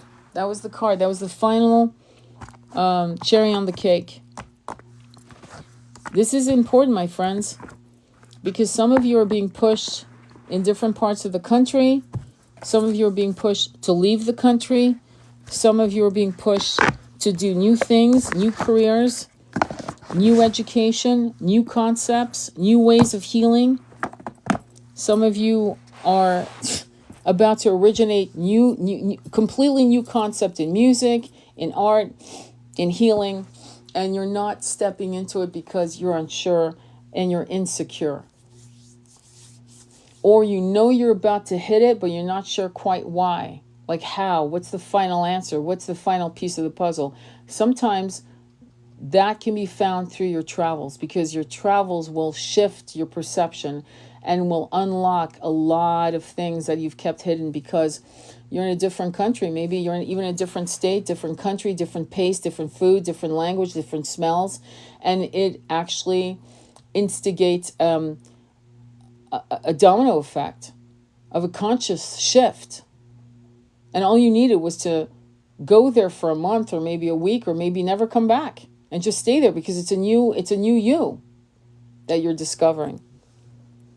And second guessing yourself, as I've told some of my friends, especially them that are waitresses or a sales job or whatever, those jobs are a dime a dozen. You can do them anywhere in the world. You don't need to hang on to shit to be happy. Yes. Let me see. Did I miss any questions? Was there anything I missed? I bought the book for altars, Tony. It's brilliant. You're the best teacher. Oh my God, good for you. Yeah, so I recommended a book. It's a book for altars, and because I did an altar downstairs, and I still have to, actually, I got to get my little tables. I have these tables I found that actually have these beautiful, it looks very Moroccan, and the bottoms of the legs, unscrew. I kid you not. So if you can get altars and tables that unscrew, and you have a little suitcase with all your stuff, like your deities, your candles, your sage, your bowls, all of that, and make it part of your practice. You are now a healing spiritualist light bringer. Okay, with that said, you need some tools, man. I mean, you've got your carry-on, your carry-on, honestly, my carry-on, it's going to make me laugh when I go to Europe. They're going to look at my carry-on going, what the fuck is this? Usually women have nightgowns, this, that. It's going to be all my deities. They're going to think, what the hell? But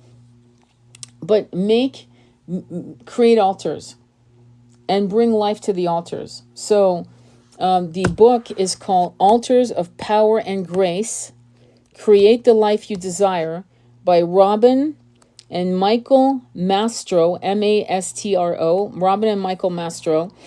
And it's based on Vastu Shastra. And you know what? Because you brought it up, I'm going to read the opening page. Okay? Because you brought it up. Okay? Thank you, Rachel, for sharing that. I can't tell you how happy that makes me. Okay, I'm going to read it too. So this is like, and please, if you want to win in the material world, you need to understand the power of altars. Okay? There's shitty altars. I see, no offense, all you clients that are listening to me. Many of the altars have no fucking life in them. They just have shit on a table. That's not how, there's a mathematical precision based on your compass, north, south, east, west. And if you do it correctly, once you ignite your altar, shit's going to start rolling in like you can't even believe. There's an altar for everything you need. So there's an altar for abundance, right? There's an altar for relationship and marriage, career and recognition, health and well-being. So if you have cancer or some other health issue, which I have to do one, heightened spirituality, life changes and transformation, creativity and knowledge, helpful people and universal support, altars for special occasions, and an altar for global peace. That's why when I had my retreat up in Mariposa, California, I had 4 altars, and I lived in a little cabin that was like, I'd most 300, maybe 325 square feet, maybe. I doubt it. Okay, but I had 4 altars. I kid you not. Okay. Oops, sorry about that. I just moved this. Beautiful little couple here. Let me see. What else do I say? Okay, so let me start. I'm going to read this to you. Okay, their altars are designed as a sacred space where you can ask for divine inspiration and grace to infuse your life and help make your dreams come true. Now, in your altars, you can have your archangels. But if you're going to do altars of abundance, you must have Lakshmi. I'm not going to play games with you. You have to have Ganesh and Lakshmi. Okay. If you're into Hindu, you can have, instead of having Hanuman, you would have Archangel Michael. If you want the divine couple for love, try to find Yeshua and Mary Magdalene, the divine couple. I have Buddha and his consort. I also have Krishna and Radha. But you do what you want. You know what I mean? I've yet to find a really good statue of Yeshua and a good statue of Mary Magdalene, I've yet to, but as soon as I will, I'll share that because I'm fucking on the hunt. Okay, so let's begin. During the last 30 years, Michael has become one of the leading Western experts on the art and sciences of Vastu Shastra. In the mid-1970s, as a graduate architecture student, Michael was asked by the Maharishi to design spiritual centers in India, Europe, and the United States using the principles of Vastu Shastra.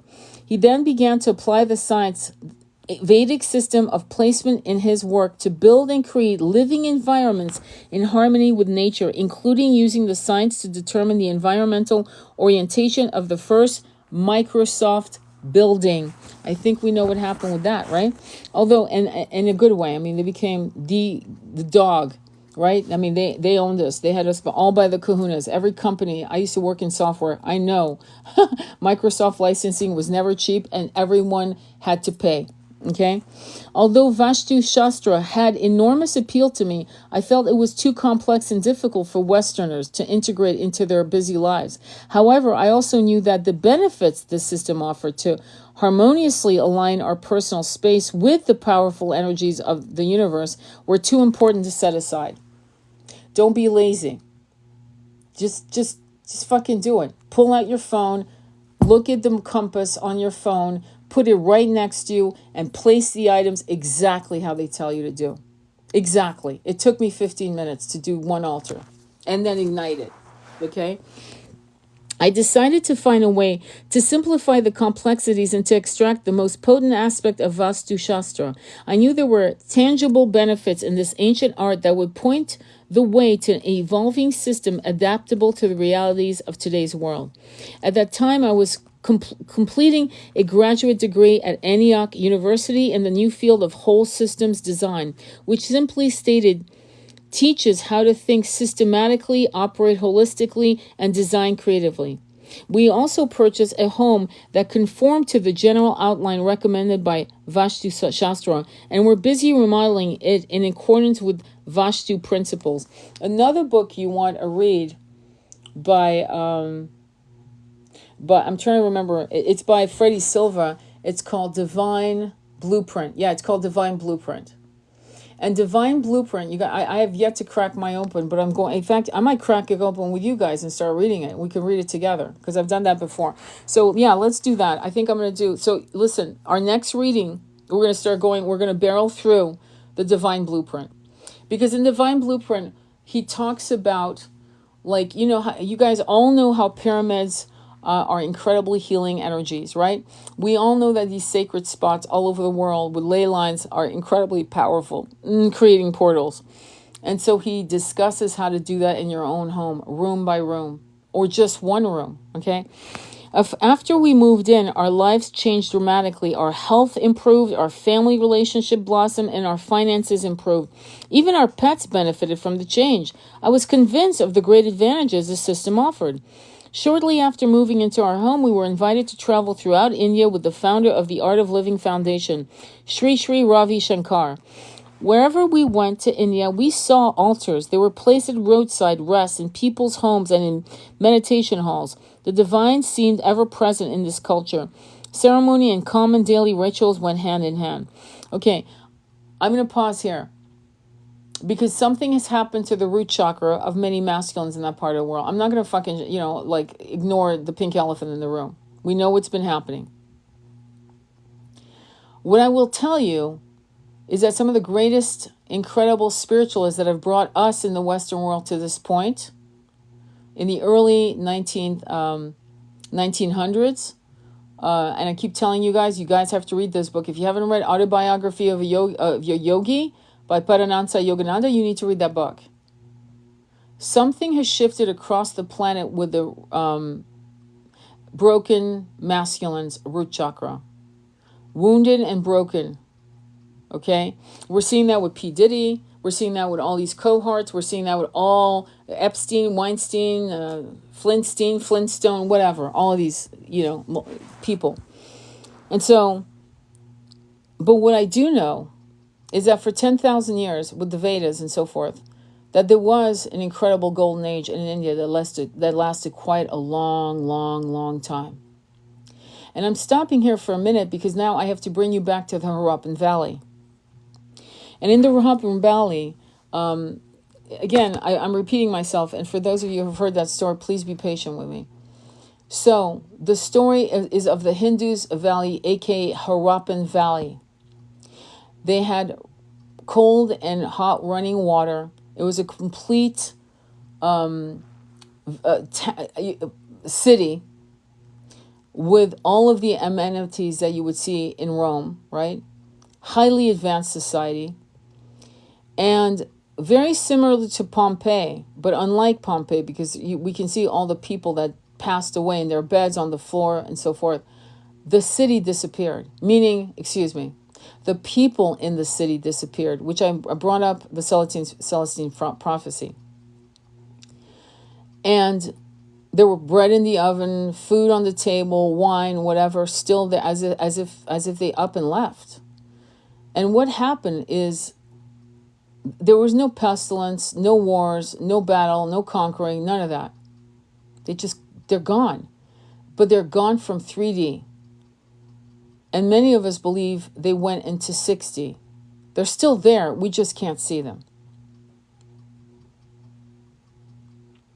So, when you raise your energies from the root chakra up, and what many Hindus, and I know this for a fact, I have many Hindus that are my clients, and this is something that's done also across the West, is this obsession over the top chakras, from the solar plexus up.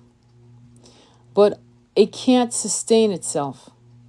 It can't possibly, because all the trauma is where? In the genitals. Why? I think you can guess. And so one has to really care and handle the shadows in the root chakra, in the sacral chakra, in the Herat chakra, and on all the way up to the crown chakra. And when you have actually helped yourself in cleaning and charging those chakras on the daily, then you can go into the earth star, the causal chakras, the stargate, and so on. But first, own your somatic chakras. Okay? I could tell you more, but we're going to move on. Okay? All right. By using altars, there was a tangible connection with the divine apparent, and this was the essential piece I had been looking for to define my graduate work. I had gone to India knowing that Vastu would be the subject of my graduate project, but I hadn't known how a system derived from it would emerge. I thought perhaps the answer was to create small areas in a home or office where these principles could be incorporated, even if they could not be applied throughout the dwelling. From listening to people's concerns about how to integrate Vastu, I knew it needed to be not only aesthetically appealing, but simple enough to understand and powerful enough to impact our lives. Upon returning home, I developed a model for creating altars based on Vastu and incorporate it into my graduate work. Along with my husband, I worked on the design, taking into account directional influences and the placement of each of the 5 elements to create the results that were inherent in the science itself. Anyone could assemble such altars in their homes or offices, whether or not their environment fulfilled the requirement of this ancient system. This book teaches you how to create dynamic altars based on the principle of Vastu Shastra as seen throughout the lens of the whole system design. Michael and I have taught classes and worked with clients for several years to create altars based on this new understanding of ancient art. Reports from people who have assembled altars have been outstanding and in some cases truly amazing. In this book, we present examples of altars to demonstrate different ways they can be coordinated with various decors and lifestyle. Yes, we believe and our experiences have demonstrated that by following the simple directions presented here, anyone can create altars that attract spiritual empowerment and manifest positive results. I hope that you will find the inspiration in this book to create your own altars.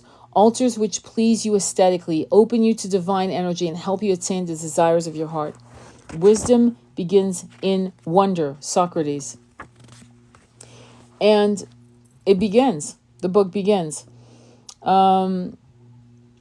Any questions or comments? Any question? Now, I had, Lenny, just so you know, if you scroll all the way up, I actually done screenshots, just so you know, in our group. Okay, just so you know. I mean, it's already there. You just scroll all the way up, and the pages of abundance are right there.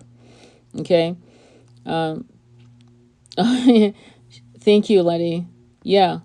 So the pages are there so you can start immediately. Any questions or comments about this? Altars work. I've been using altars for, hang on, over 10 years. And I got into the habit of wherever we went, the first thing I would unpack was the altar. The first thing I would set up would be an altar. That was it. That's what I did. And even when somebody passed, I would create a quasi altar for them, like an altar that I was being directed by their angels, my guides, for them, so that it would be good. When my twin was passing, he had an altar. The altar's still there. Okay, so they work. There is a reason why people have used altars across the world in every single culture you can imagine, and cultures we don't even remember. There were altars and temples that I have seen in my own Akashic readings and through my hypnotherapy sessions with my clients, and I saw altars. Altars based in temples carved, like one of the latest Akashic reading I did was, I saw this, well, he wasn't even a human. He was from another place. He looked Pleiadian. Definitely I felt like it. And he was with a human. An Atlantean woman, and they were actually going through the rites of bonds, the word marriage, but I don't want to use that word because it was much more elevated than that. And it was a crystal temple with no windows. It was carved out of solid quartz crystal. And the inside, and it had all the inclusions that you would see in clear quartz. You know how the inclusions are, like that, like it can be like clear here, but like smoky a little, you know, like faded, and inclusions and whatever, right?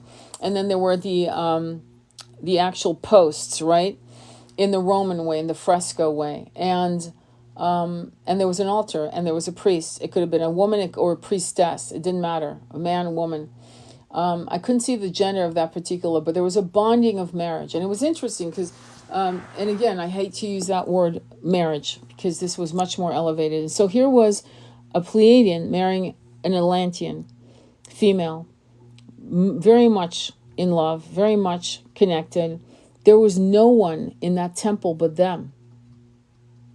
And the rites were given in that quartz crystal temple with no windows, no skylights, nothing. They were cocooned in this quartz. Imagine that. And then when everything was done, the doors were opened to an awaiting crowd of family, friends, and loving people. And I sat back as I was watching this unfolding, and I explained to the client, well, that makes absolute sense.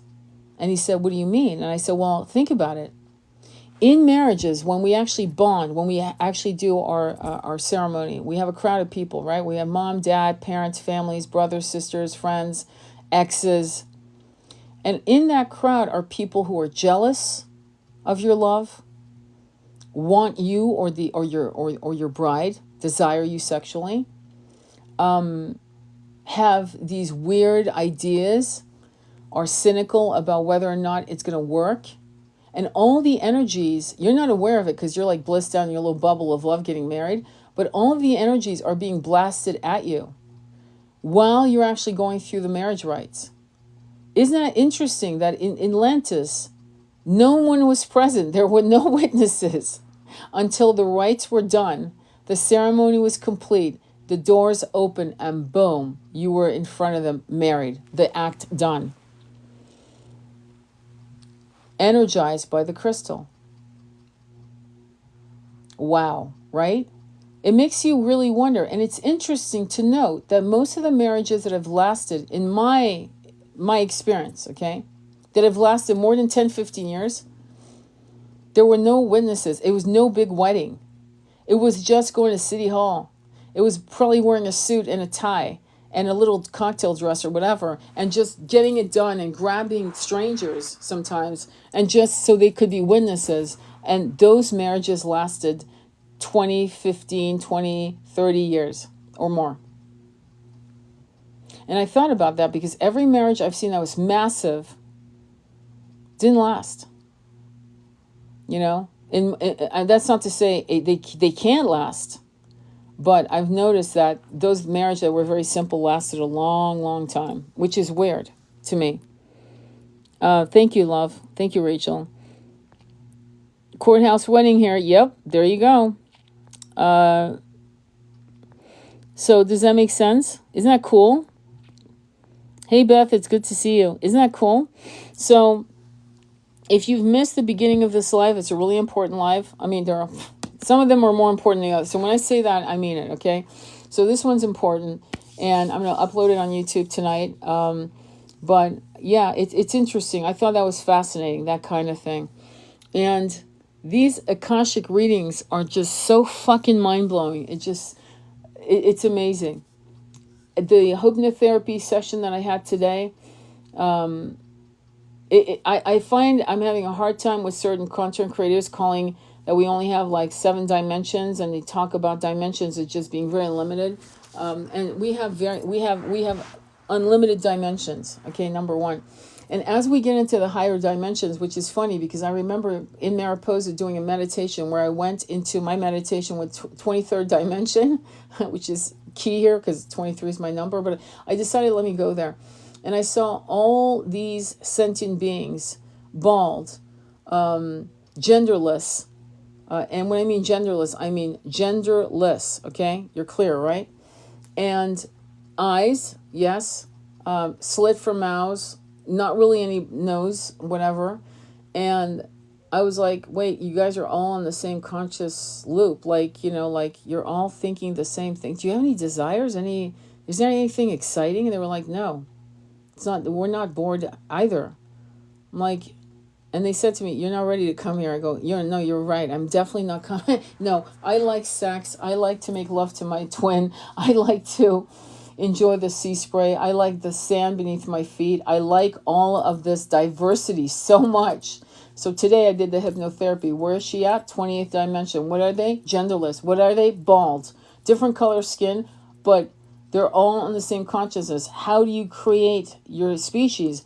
And she just started showing her hands like you would in chi energy, you know, moving the chi and creating it out of thought form. And I was like, there's no desire. Nope. What do they eat? Nothing. What do they do? Not really much. What they all look like? Yeah, they do. They're all what color? Golden skin. Their hair? Eyebrows? No, but the shape of where the eyebrow would be, you know, the hair. Incredible. I had my vision in 20, as a matter of fact, this time, I think it was either October or November of 2018. And here we are,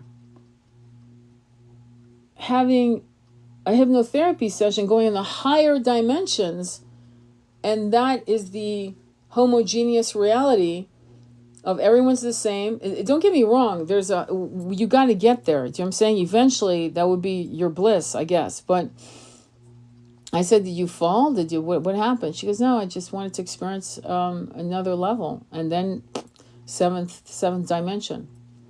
So, and to go into 7th dimension, there came all kinds of different experiences, you know, tactile experiences, connections, feelings, tastes, flavors, smells, sounds. It's funny how we all think that we want these higher dimensions, and yet we are such sensuous creatures. Even on the higher dimensions, you know, 6, 7, 8, we're still sensuous creatures. If we could just fucking enjoy the diversity of planet Earth and realize that all we need to fucking change is the infrastructure and the narcissistic, toxic, I hate to use the word leader, people in power. Let's use that. That's a better place. Because they're not leaders. Because the leaders that I'm seeing in 5D, just in my own meditations and so forth, because I asked, how will our leaders look? Will we have leaders? How is this going to work? And they showed me people, women and men, in robes. And they are like shamans. They're here to guide us. They're not here to put their thumbs on our throats. They're not here to control us. They're here to guide us. Like the shamans of the Native Americans. Now, were they toxic shamans in some tribes? Of course there were. But that business was soon handled, if you get my drift, wink, wink. And they were just removed or dropped in the wilderness. Say, dude, you want to be an asshole? I mean, here you go, figure it out. So it's not cruel when somebody's trying to use fear. The minute fear is used for any reason, game over. And so that's what I'm seeing. I'm seeing real leadership, loving, generous, guidance, really. It's round table stuff. And we've had these incredible stories from King Arthur. King Arthur. And yet he wanted a round table. There's something about humility. And when people say they don't need to be humble, I'm actually quoting someone that you may have heard who publicly said, I don't need to be humble. I beg to differ. When you are a healing entity and when you are a light bringer, you better be humble. Not false humbleness, not false humility. Oh, I'm not good enough. I'll never be ready. That's as toxic as arrogance. Humility is saying, the more I know, the less I know. I am your equal. I just remember, and I'm trying to get you to remember as well. There's no hierarchy. Humility is what we need, because if we are so hell-bent on getting our ego fed, we can't ascend. Does that make sense? Any questions or comments on that? Any disagreement? I mean, I'm sure some of you might disagree. Does that make sense? Okay, any comments? No? Okay, cool. So we're down to 12, okay, which is kind of interesting. And I'm always looking at numbers. So let me see, anything else? Anything else? Anything else to leave? Thank you, Polly. Much love, my brother. Thank you, my love, Rachel. Okay, any ideas? Thank you, Polly. That's very generous. I love roses, especially red ones. Thank you. Anyway, so, wow. Awesome. Thank you, Polly. So, thank you. All right. So, I'm going to leave it there. If you want me to read from this book, there's not much to read, to be honest with you, because after that, it goes right into the instructions. But if you want me to read Divine Blueprint by Freddie Silver, let me know now if that's something you'd like to follow. If you want to read some other things, let me know. I'm trying to think what else. The other book that I have is Mysteries of the Crystal Skulls Revealed. The book's been debunked here and there, but honestly, I still feel as if that's bullshit. A lot of shit's been debunked.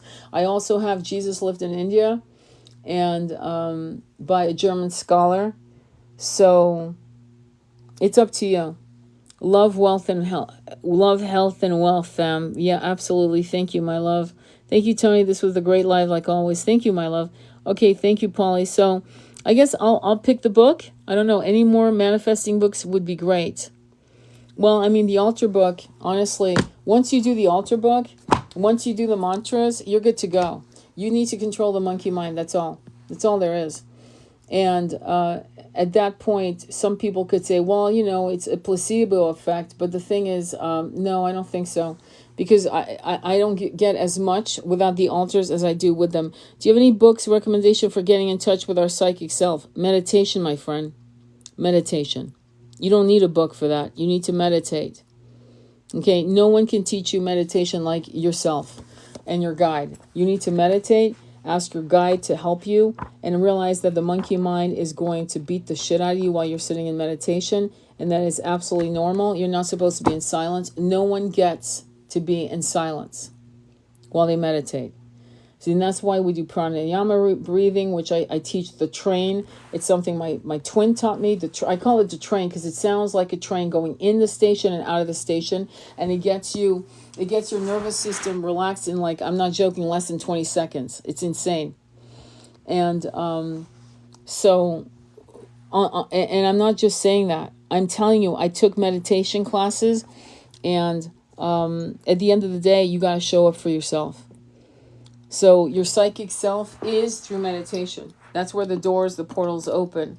What I will tell you is that if you want to activate your third eye, besides eating clean, and eating clean means eating, I'm going to be blunt, you guys aren't going to like me for a minute, it's not eating meat.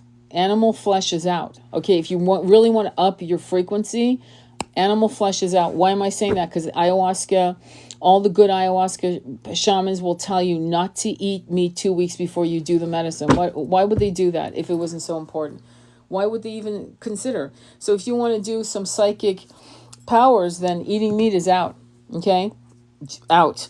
But I will give you an exercise that Joe Dispenza has. It's a guided meditation. It's called the pineal gland. It's now $35. You can buy it. It's about 78 minutes, and it will blow out whatever cobwebs. I remember one of the first times I did it. It was the second time I did it, and I was so into it that because there's pranayama going on in there, he's getting you to breathe a certain way, and I saw literally in my third eye, literally an explosion of white light. And I thought, wait, did I just have a stroke? It was like so intense.